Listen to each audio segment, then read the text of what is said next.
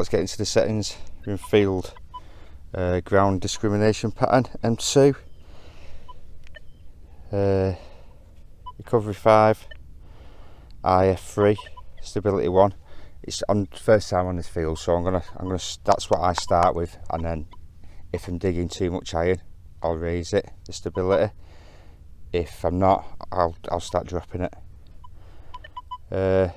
So yeah, I've done a frequency shift and ground balance come up at 54, audio gain at 4, which I like, it seems to work pretty well, that for me. Tone break back to 8. I'm running in my preferred 60 tone, sensitivity 25, second signal,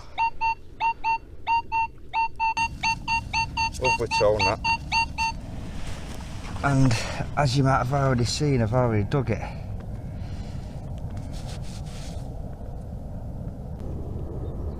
Yeah, it could be a token of some sort, because it's copper, but it's quite thick that to be a coin, so I'm guessing it's a token. There's not much on it, but yeah, second hole, we'll have a bit of that. Why? So this is why I prefer 60 tone. I'll just show you this target here. So you're walking around, you're taking in the views by just swinging over that with the audio and the nuances. You know that's rubbish without looking at the ID. It just sounds like junk. Now, if you add it in, just say 2 tone, without looking at the ID, sounds great, doesn't it? But looking at the ID, you'd know, wouldn't you? You think, hang on the ferro check. But you've had to look at the ID, where in 60 tone,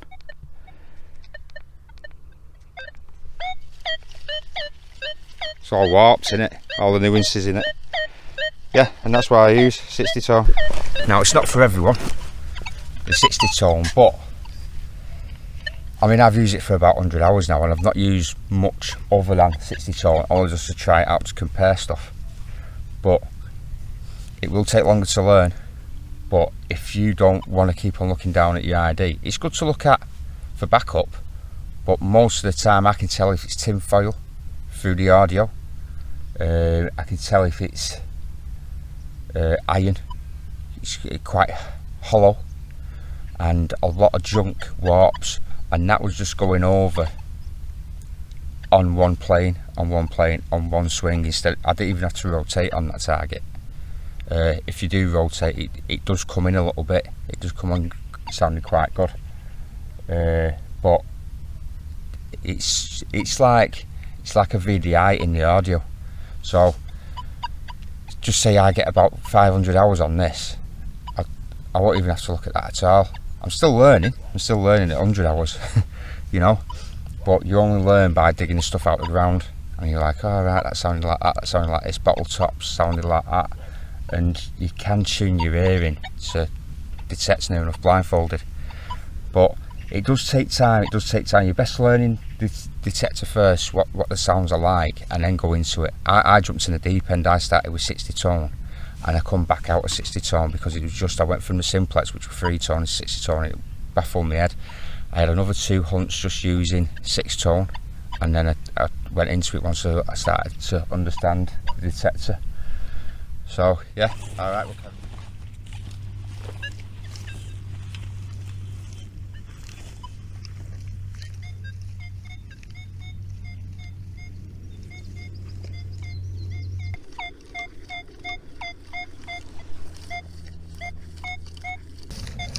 Nice fake tone that.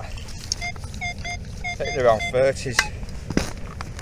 So it could be, I've got the audio gain at 4, so it could be deeper.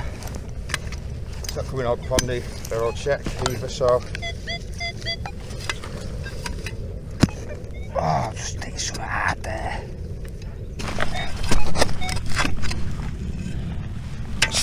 What's that? That's what I must have hit. Well, it's deep. I've moved it. What is it?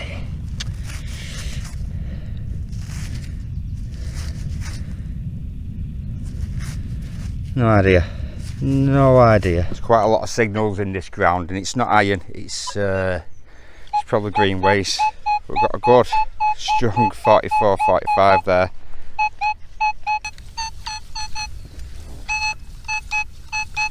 Sounds lovely. Yeah, I forgot. I don't know if I told you I'm in M2 for a change, and that's probably why. Picking up all them bits of tin foil and green waste.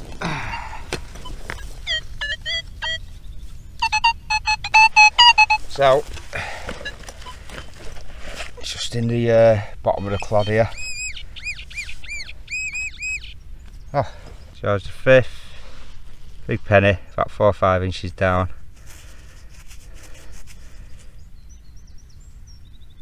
$9.29, I think. Nice. 26. What I'm finding with Legend is the audio. Now, I've used the DS2, I've used the Simplex. It's so sure, you just know through the audio that there's something good in the ground. Let's go up for 26. It's so, there we are.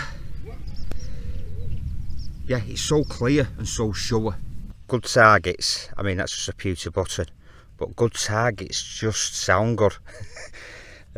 And they're not so good targets, especially in 60 tone, just sound like don't dig it, it's going to be crap. Yeah, really impressed with the audio. It's got to be the best audio I've used on a detector by far. We've got a 30 signal, it's quite deep. We got here, I just spotted something.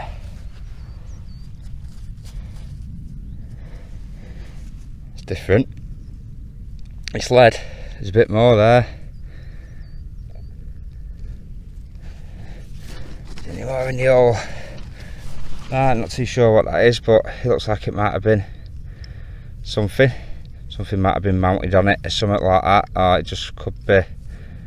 There's definitely a circle there, isn't there? So this come up 36. Now it must have been flat, because once I popped the clod, it's landed on its edge and it started giving a really dodgy signal. But it looks like it's a nice bit of, oh, look at the colour on that. Look at it. I love it when they come out like that.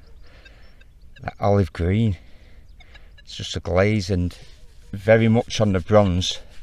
Unless it starts getting that bronze disease. But if it keeps away from it, if it keeps off it, they just come up like that. 1862. Right, let's check this rubbish signal out here. Now if you look, 32, and ferro check, I reckon that's either iron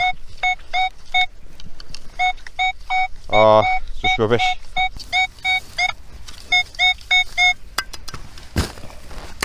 It sounds quite blurty, you know. It sounds artificial to me, that. But we'll find out. It'll be a nice beautiful coin now, won't it? It does sound artificial. Sound the best. Quite deep. Feeling it like my deep iron.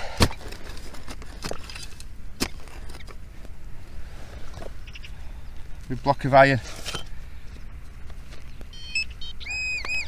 Just tell with the sound of it. Artificial sound, blurty, loud. Give a 32. And non-ferrous, and it catches a lot of detectors out. Big iron like that, quite deep. It's about 9 inches deep, that. So you can't put 100% in the ferrule check. It's all in. Just learn the audio. Just learn the audio. If you can, 60 tones. You can just tell. Big iron. That's going in bush. Cracking signal here. 34. 35. About the iron there, it all comes with time, that. It all comes with time, and using the audio.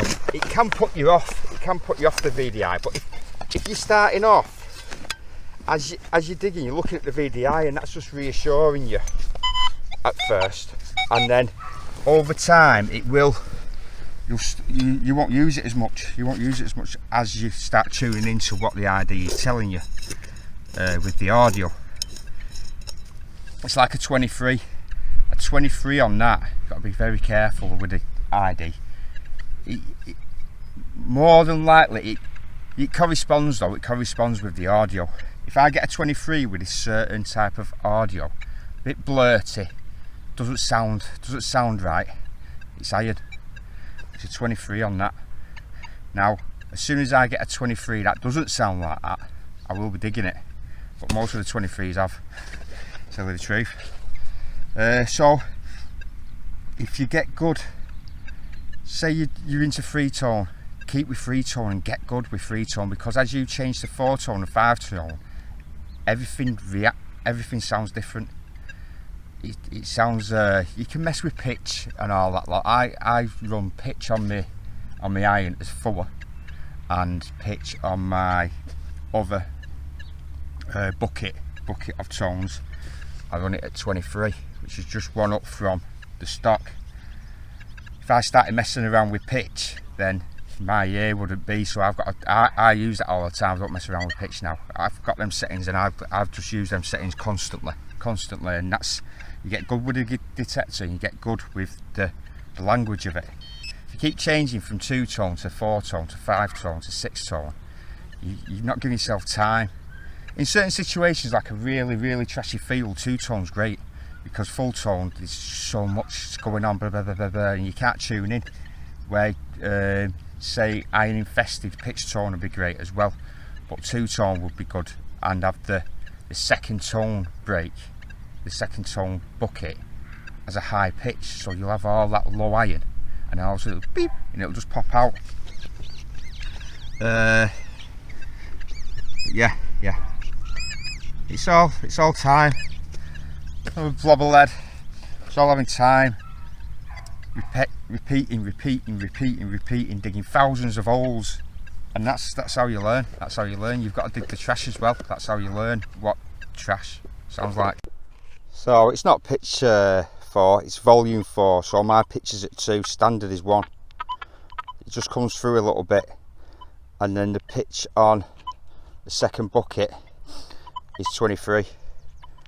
Like I said, with volumes 4 on my iron and 10 on the second bucket.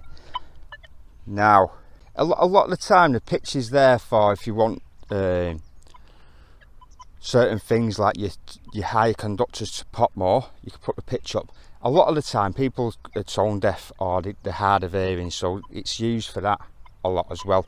But say you've got 5 tone, you could have bucket 1 as your iron, low, 2 and 3 medium-ish, but then 4 and 5, just say, you could really pop that pitch, so your higher conductors, like your coins or stuff like that, you can have that really blurting, where your mid conductors, you can have that pitch a bit lower, because you can still hear it, but you're not necessarily going for gold, are you, which is a mid conductor.